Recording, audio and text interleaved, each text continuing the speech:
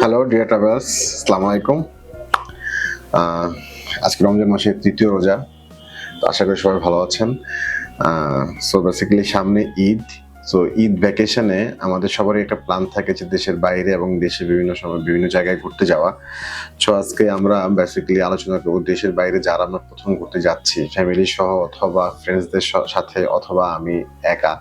So যেভাবে যাই না কেন, সো প্রথমবার ঘুরতে যেতে হলে যেটা হয়, প্রথমত ঢাকা এয়ারপোর্টে আমাদেরকে ফেস করতে হয়, ঢাকা এয়ারপোর্টে বোর্ডিং এ ফেস করতে হয় ডিফিকাল্টিস। দেন হচ্ছে যেই দেশে যাচ্ছি আমরা ঘুরতে, সেই দেশের ইমিগ্রেশনের কিছু ফর্মালিটিস আছে, সেখানে ডিফিকাল্টিস ফেস করতে হয়। সো আমাদের অভিজ্ঞতা থেকে আমরা দেখেছি অনেক ভালো হাই অফিসিয়াল পার্সন যারা ব্যাংকে জব করছেন, কাজ করছেন, ইভেন দ্য গভর্নমেন্ট পার্সনও, তারা ফার্স্ট টাইম যখন ঘুরতে গিয়েছেন দেশের বাইরে কোথাও, সে ফর এক্সাম্পল আমি বেশিরভাগ ক্ষেত্রে আমাদের যেটা হয় বাংলাদেশের প্রেক্ষাপটে, যে আমরা প্রথমত মালয়েশিয়া, থাইল্যান্ড, সিঙ্গাপুর, এই একটা কনসেপ্ট আমাদের মধ্যে আছে ঘুরতে যাই দেশের বাইরে ঘুরতে চাইলে কোথাও, ইন্ডিয়ার বাহিরে গিয়ে চিন্তা করলে আর কি। প্রথমত ইন্ডিয়া ডেফিনেটলি, এরপরে হচ্ছে দেশগুলিতে ঘুরতে যেতে চাই। সো যেখানে আমরা কিছু প্রবলেম এভাবে দেখেছি, কেস আমরা ফেস করেছি, লাইক হচ্ছে মালয়েশিয়াতে ঘুরতে গিয়েছেন, সো মালয়েশিয়াতে আপনাকে ইমিগ্রেশন থেকে রিটার্ন করে দিয়েছে। সো আপনি ঢাকা থেকে হয়তো অনেক ক্ষেত্রে আপনি ইমিগ্রেশন পাস পাননি, সো আপনার টিকিটটি নষ্ট হয়েছে, আপনি ফ্লাই করতে পারেননি। সো এই ধরনের কিছু জটিলতা নতুনরা ফেস করে আসলে। তো এটা কেন করে, এটা আসলে অনেকে একটা মানে খুব একটা ইম্পর্টেন্ট একটা জানার বিষয়। বিকজ দেখুন, আপনি যদি ট্রাভেল তৈরি না করেন, ট্রাভেল হিস্ট্রি তৈরি না করেন, তাহলে আপনার ক্ষেত্রে বড় দেশে, দ্যাট মিনস ইউরোপিয়ান কান্ট্রি বা ইউএসএ, কানাডা, অস্ট্রেলিয়ার ভিসা পাওয়া টাফ। এখন ট্রাভেল হিস্ট্রি তৈরি করতে হলে অবশ্যই আপনাকে ফ্রেশ থেকেই শুরু করতে হয় ট্রাভেলটা। সো আপনি যদি কোনো দেশে ট্রাভেলই না করেন, তাহলে ট্রাভেল হিস্ট্রিটা হবে কিভাবে মূলত? তো সেই জায়গা থেকে আপনি কিছু বিষয় মাথায় রেখে যদি ট্রাভেল করার প্ল্যান করেন, আইটিনারি তৈরি করেন, তাহলে আপনার এই ট্রাভেলটা খুবই স্মুথ হবে এবং আপনার প্রোফাইলে আপনি সুন্দরভাবে ট্রাভেল করতে পারবেন কারো কোনো সহযোগিতা ছাড়াই। সহযোগিতা বলতে যেটা বোঝাচ্ছে, আমাদের বাংলাদেশে একটা প্রচলিত বিষয় আছে, বিভিন্ন সময় এয়ারপোর্ট কন্ট্যাক্ট, এই সেই অনেক অনৈতিক বিষয়গুলো সামনে চলে আসে, যে আপনি ফার্স্ট টাইম ট্রাভেল করতে যাচ্ছেন, আপনাকে যেতে পারবেন, আপনাকে আটকে দেওয়া হবে, হ্যাঁ, আপনার টিকিট নষ্ট হবে, ভিসা নষ্ট হবে, দিস দ্যাট। তো এই বিষয়গুলো হচ্ছে কিছু কিছু মানুষ এটাকে মিস ইউজ করে, তাকে ভুল বোঝানো হয়। হ্যাঁ, এটা সত্য যে হ্যাঁ, কিছু বিষয় এরকম ঘটছে আমাদের আশেপাশে। বাট আপনারা যারা রিয়েল ট্রাভেলার, আপনাদের নিজস্ব প্রোফাইলে আপনারা ভিসা করেছেন এবং আপনারা ট্রাভেল করবেন, তো সেই ক্ষেত্রে আপনাদের কোনো ট্রাভেল করতে গিয়ে অ্যাটলিস্ট কিছু বিষয় জেনে থাকলে সমস্যা হওয়ার কথাই না। সো আজকে বেসিক্যালি সেই বিষয়গুলি নিয়ে আলোচনা করব। আমাদের কাছে অনেকগুলি মেসেজ এসছে আমার ফার্স্ট ভিডিওর পরে, অনেকে জানতে চেয়েছেন, ভাই আমি তো ফার্স্ট টাইম ট্রাভেলার হলে লাইক হচ্ছে কিভাবে ট্রাভেল করা উচিত বা আমি কিভাবে স্মুথ ট্রাভেল করতে পারি। তো অনেকের রেসপন্স থেকে আসলে সবার সাথে তো ফোনে কথা হয় না, ভাবে কথা বলাও যায় না ব্যস্ততার মাঝে। অ্যাটলিস্ট আমার ভিডিওতে আপনারা সেই অ্যান্সারগুলি সব পেয়ে যাবেন। প্রথমত, আপনারা যারা ভিসা অ্যাপ্লাই করবেন বা ভিসা করেছেন, যদি ভিসা করে থাকেন ওয়েল এন্ড গুড। আর যারা ভিসা অ্যাপ্লাই করতে চান, তারা যদি আপনি স্টুডেন্টও হন, সে ফর এক্সাম্পল আপনি রানিং স্টুডেন্ট, কোনো ভার্সিটিতে পড়াশোনা করছেন, varsity first year, second year, third year, এবং আপনি কোনো প্রাইভেট অর্গানাইজেশনে জব করছেন, আপনি লাইক হচ্ছে কোনো পাবলিক সার্ভিস করছেন, অথবা আপনি নিজস্ব বিজনেস করছেন, অথবা আপনি ফ্রিল্যান্সার, আপনার কোনো ডাটাবেস নাই, ডকুমেন্টেশন নাই, আপনার কোনো ট্রেড লাইসেন্স নাই, হোয়াট এভার। সো আপনি সকল জায়গা থেকে কিন্তু আপনি চাইলে ভিসা করতে পারবেন এবং আপনি স্বদেশে আপনার নিজস্ব চেষ্টায় আপনি ট্রাভেল করতে পারবেন। সো এখানে যেটা হবে, আমি স্লট করে, ভিডিওটা একটু বড় হবে, আমি এটা স্লট করে ভেঙে ভেঙে বুঝিয়ে দিচ্ছি। সো এতে করে আপনাদের জন্য, সকল শ্রেণী পেশার মানুষের জন্য ধরতে ইজি হবে আর কি। তো প্রথমে শুরু করি আমরা স্টুডেন্ট থেকে, বিকজ এখন আমাদের স্টুডেন্টরা দেশে এবং দেশের বাইরে ঘুরতে পছন্দ করে, অনেকেই ঘুরছে প্রতিনিয়ত। সো যারা আপনি স্টুডেন্ট বিষয়ে আছেন, তাহলে আপনার ফার্স্ট ফাইলটা কিভাবে তৈরি করবেন ভিসার জন্য? প্রথমত হচ্ছে, নিশ্চয়ই এখন আমাদের বাংলাদেশের প্রেক্ষাপটে সবার একটা ব্যাংক অ্যাকাউন্ট আছে, পার্সোনাল ব্যাংক অ্যাকাউন্ট, সেটা যে কোনো ব্যাংকেই হতে পারে, পাবলিক ব্যাংক অথবা private bank, what ever. So যে কোনো একটা ব্যাংক অ্যাকাউন্টে আপনি আপনার সেভিংস অ্যাকাউন্ট থেকে একটা স্টেটমেন্ট বের করবেন লাস্ট 6 মান্থের। যদি আপনার সেটা না থাকে, তাহলে আপনি চেষ্টা করেন একটা ব্যাংকের অ্যাকাউন্ট ইমিডিয়েটলি খোলা এবং সেইভাবে প্ল্যান করেন। তো লাস্ট 6 মান্থের একটা স্টেটমেন্ট দরকার। সে ফর এক্সাম্পল আপনি ধরুন মালয়েশিয়াতে ঘুরতে যাবেন, মালয়েশিয়ার পাশাপাশি সিঙ্গাপুর আছে, থাইল্যান্ড আছে, তো মালয়েশিয়াতে প্ল্যান করলে 3টা দেশকে একসাথে কভার করা যায়। আর যদি সময় নিয়ে বেশি প্ল্যান করা যায়, আরো 2টা দেশ কভার করা যায়, সেটা হচ্ছে ক্যাম্বোডিয়া অ্যান্ড লাওস। সো এই 5টা দেশ আপনি চাইলে এক ট্রাভেল প্ল্যানে ঘুরে আসতে পারছেন। সো আমি মালয়েশিয়ার এক্সাম্পল দিয়ে বুঝাই। আপনি মালয়েশিয়াতে ট্রাভেল করতে চাচ্ছেন, সো আপনাকে প্রথমত যেটা করতে হবে সেটা হচ্ছে আপনার নিজস্ব ব্যাংকের স্টেটমেন্ট অ্যান্ড সলভেন্সি লাগবে প্রথম 6 মাসের। যদি আপনি স্টুডেন্ট হয়ে থাকেন তাহলে সেক্ষেত্রে আপনার স্টুডেন্ট আইডি ডেফিনেটলি আপনার কাছে আছে, স্টুডেন্ট আইডি থাকবে। দেন হচ্ছে আপনি বেসিক্যালি যেটা করবেন সেটা হচ্ছে আপনার বাসার একটা বিলের কপি, এগুলি আপনার পাসপোর্ট, ফার্স্ট টাইম পাস হয়ে থাকলে পাসপোর্ট, এবং সুন্দর একটি এসওপি লিখবেন। আপনার বেশি ডকুমেন্টস থাকবে না, বিকজ আপনার যেহেতু প্রোফাইল নাই, আপনি ফ্রেশার। সো আপনার একটা সুন্দর এসওপি, এবং সেই এসওপি দিয়ে আপনি ইন ডিটেলস আপনি জাস্ট ভিসা অফিসারকে বোঝানোর চেষ্টা করবেন দ্যাট আপনি একজন স্টুডেন্ট এবং আপনি ঘুরতে যেতে যাচ্ছেন, যেন আপনাকে ভিসা দেওয়া হয়। সো এই এসওপিটাতে আরো বেশ কিছু লেখা যায়, এখানে অনেক বড় হয়ে যাবে এটা কথা বললে। সো আমরা যদি আপনার এটা নিয়ে কোনো হেল্প প্রয়োজন হয় তাহলে আমাদেরকে আপনি নক করতে পারেন, আমাদেরকে ইমেল করতে পারেন, আমরা আপনাকে ইন্ডিভিজুয়ালি আপনাদের case so case by case যদি আপনাদেরকে এসওপি দেওয়া হয় তাহলে সেটা বেশি ইফেক্টিভলি কাজ করে আর কি। এবং গতানুগতিক এসওপি দিলে যেটা হয় যে আসলে ভিসা রিজেকশন হওয়ার চান্স অনেক বেড়ে যায়। সো এটা ব্যাপার, আপনি ভিসা সাবমিট করলেন এই পোর্টালে, অথবা যারা ভিসা এজেন্সি আছে তাদেরকে দিয়ে ভিসাটা সাবমিট করালে সর্বোচ্চ আপনাকে যেটা ডাকবে তারা একটা হচ্ছে আপনাকে ইন্টারভিউ কল করবে এম্বাসি অফিস থেকে।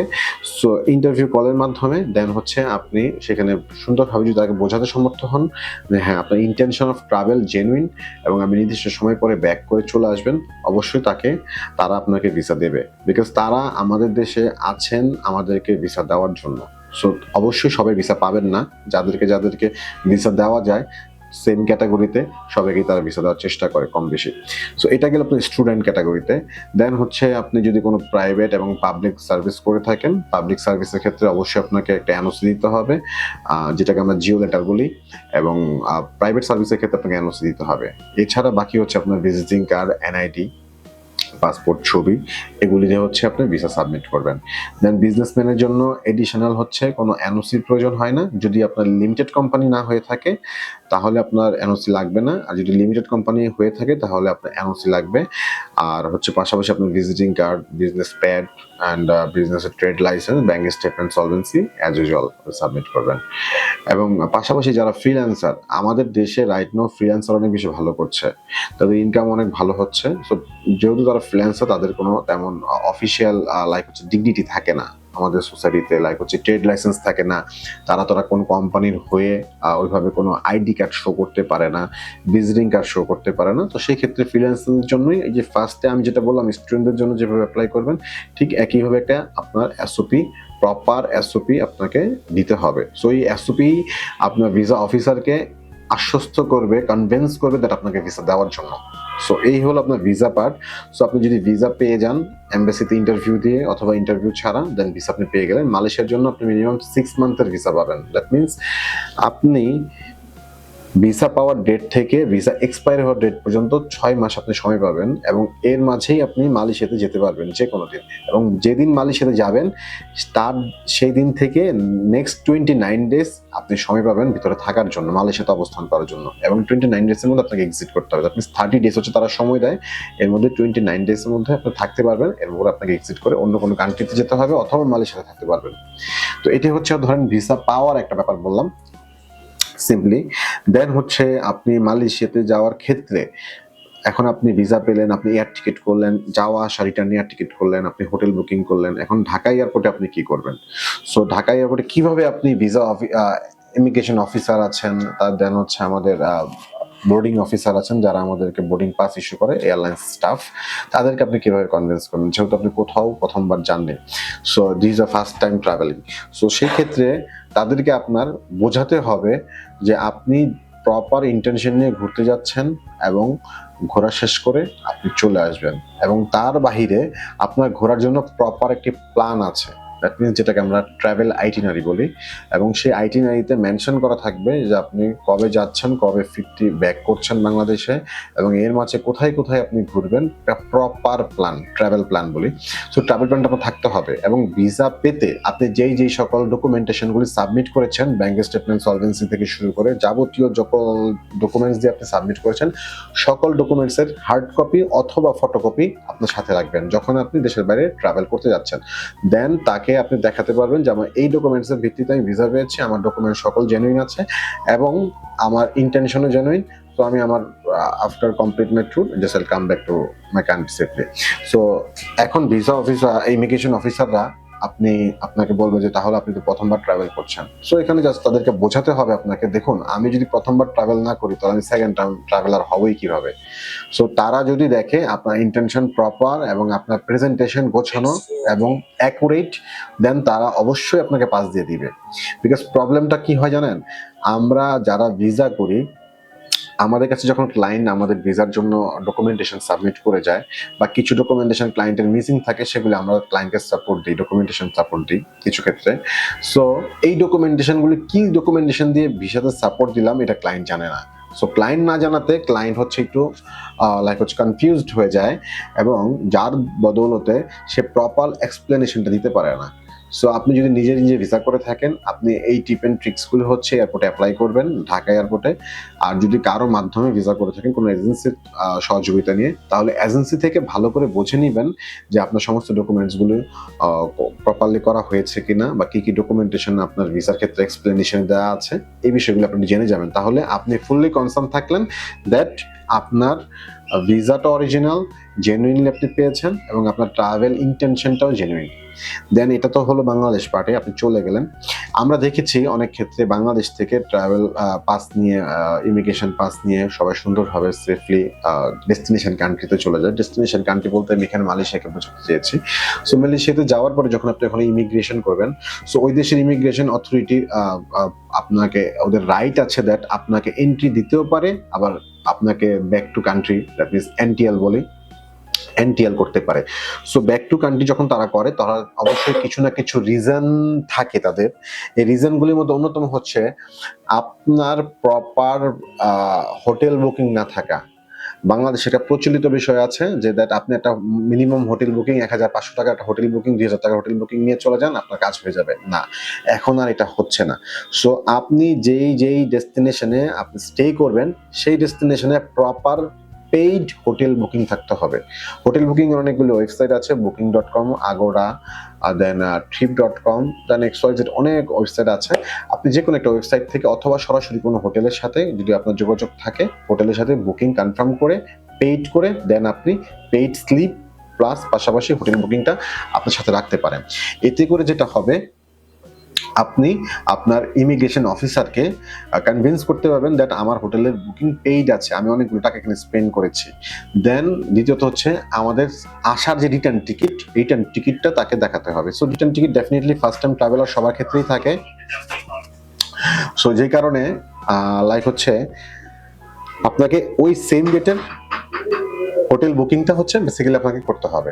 তো সেম ডেটের হোটেল বুকিংটা যদি থাকে রিটার্ন টিকিটের সাথে মিলিয়ে, তখন আপনার তারা ইমিগ্রেশন অফিসার কনভিন্স দ্যাট যে আপনার কাছে মানে প্রপার ডকুমেন্টেশন আছে। এর বাইরে অনেক সময় ইমিগ্রেশন অফিসাররা দেখতে চায় যে আপনার কাছে এনাফ ট্রাভেল মানি আছে কিনা। দ্যাট মিনস আপনি যে দেশে ঘুরতে যেতে যাচ্ছেন, হয়তোবা সেই দেশের কারেন্সিতে অথবা আপনার US ডলার সমপরিমাণ টাকা আপনার কাছে আছে কিনা। যদি ওই পরিমাণ টাকা আপনার কাছে থেকে থাকে, দ্যাট মিনস মালয়েশিয়া যদি ঘুরতে যেতে চান, তাহলে আমরা সাজেস্ট করি মালয়েশিয়াতে 4,000 রিঙ্গিত সমপরিমাণ অথবা 1,000 US ডলার সমপরিমাণ টাকা আপনার সাথে ট্রাভেল মানি হিসাবে, দ্যাট মিনস আপনি যদি 1 সপ্তাহের জন্য ট্রাভেল করেন, তাহলে এই টাকাটা হচ্ছে আপনার কাছে রাখার জন্য আমরা সাজেস্ট করি। যদি আপনার ট্যুরটা অনেক লম্বা হয়, ট্যুর প্ল্যান দ্যাট মিনস 2-3 দেশ, 4 দেশ, 5 দেশ একসাথে মিলিয়ে প্ল্যান করেন, তাহলে সেক্ষেত্রে আমরা সাজেস্ট করি আরো কিছু বেশি টাকা রাখার জন্য। সো এটা তখন তাকে ট্রাভেল মানি শো করলেন, হোটেল বুকিং শো করলেন, আপনার যাওয়া আসা রিটার্ন টিকিট শো করলেন। এরপরে সে আপনাকে এক্সপ্লেন করবে why you come to Malaysia, why you come to here.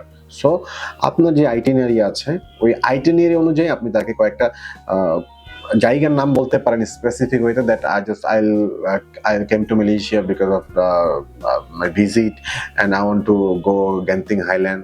These are natural views and the cooling place. I'll go to Cameroon Highland. I'll go for the island hopping, maybe Langkawi, maybe Kuala Terengganu. So there is lots of destination, অনেকগুলো destination আছে। So ওখানে আপনি দেন obviously city centre মানে city tour, Kuala Lumpur city tour. So এগুলি যখন আপনি specifically আপনার immigration অফিসারকে বলবেন, দেন ইমিগ্রেশন অফিসার ইন শর্ট বুঝে যাবে যে হ্যাঁ আপনার intention of travel is completely genuine. So যখন ইমিগ্রেশন অফিসার এটা বুঝে যাবে, আপনার সাথে জাস্ট 1 মিনিট বা 2 মিনিট কথা বলবে, কথা বলার সময় সে আপনার ইন্টেনশনটা বুঝে যাবে, because they have lots of psychological training. So আপনার ওই সাইকোলজিক্যাল ট্রেনিং থেকে বুঝে যাবে যে আপনি আসলে ঘুরতে এসেছেন নাকি আপনি ঘোরার উদ্দেশ্যে এসে এখানে তার ভিসার মিসইউজ করতে এসেছেন। সো যদি আপনার ইন্টেনশন অফ ট্রাভেল প্রপার থাকে, অবশ্যই আপনি পাস পাবেন, আপনার বাংলাদেশে ফেরত আসার কোনো সুযোগ নেই।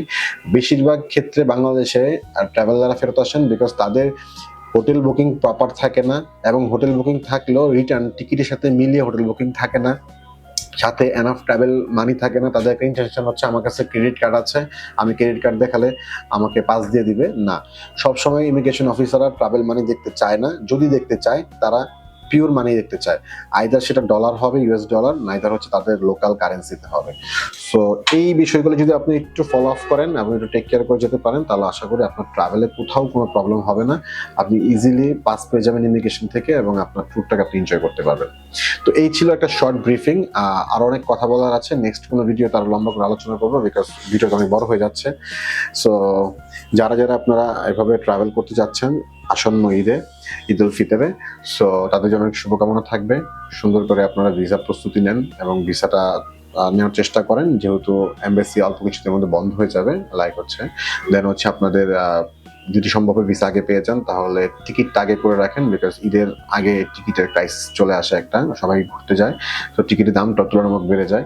তো এই ব্যাপারগুলো যদি আপনি গুছিয়ে রাখতে পারেন তাহলে আপনার ট্যুরটা বাজেট ফ্রেন্ডলি ট্যুরের মধ্যে আপনি শেষ করতে পারবেন। সো থ্যাংক ইউ সবাইকে আজকে পর্যন্ত। আমি Mithun Ghosh, managing director of Edunet and Easygo travel agency. So আপনারা ভালো থাকবেন, আমার জন্য দোয়া করবেন, আর আপনাদের ট্যুর সুন্দর এবং স্বাচ্ছন্দ্যময় হোক এবং নিরাপদ হোক।